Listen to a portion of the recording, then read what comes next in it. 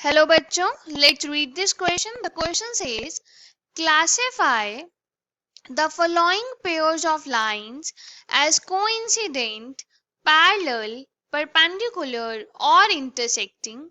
3x minus 4y equals to 8, 3x plus 4y equals to 11. इस question में हमें दो लाइंस दी हैं और हमें बोला है, हमें बताना है ये लाइंस पैरेलल कोइंसिडेंट है, पैरेलल है, परपेंडिकुलर है या इंटरसेक्टिंग है. For this, firstly we see the key concept to solve the question. इस क्वेश्चन को सॉल्व करने के लिए हम कंसेप्ट यूज करेंगे. अगर हमारे पास a1x plus b1y plus c1 equals to 0 एक लाइन दी है और इस लाइन का जो स्लोप है वो m1 है,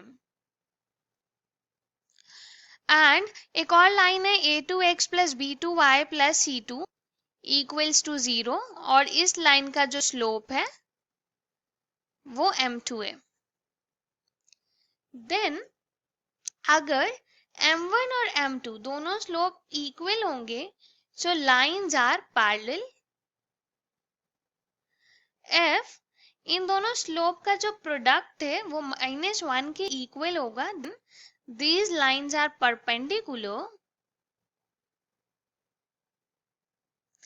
Otherwise we check the ratio a1 divided by a2 अगर equal हो b1 divided by b2 and also equal हो c1 divided by c2.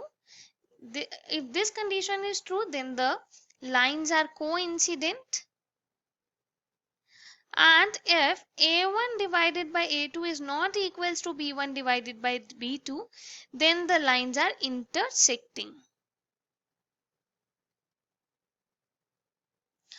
और इसमें हम कंसेप्ट यूज करेंगे. अगर हमारे पास एक लाइन है a1x plus b1y plus c1 equals to 0, तो उसका स्लोप इक्वल होता है minus coefficient of x divided by coefficient of y के. इस कंसेप्ट को यूज करके क्वेश्चन को सॉल्व करेंगे. Question is of easy level. Let's start solving the question. एक इक्वेशन है 3x minus 4y equals to 8. इसका स्लोप अगर हम देखें तो आएगा minus coefficient of x is 3 divided by coefficient of y is 4 which is equals to 3/4.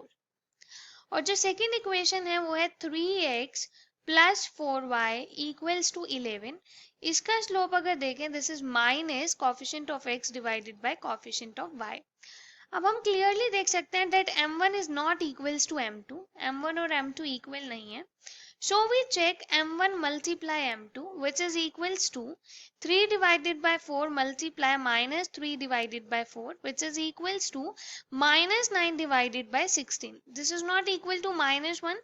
तो अगर स्लोप इक्वल नहीं है, लाइन पैरेलल नहीं है, अगर इसका प्रोडक्ट -1 के इक्वल नहीं है, दैट मीन्स लाइंस जो हैं वो परपेंडिकुलर भी नहीं है.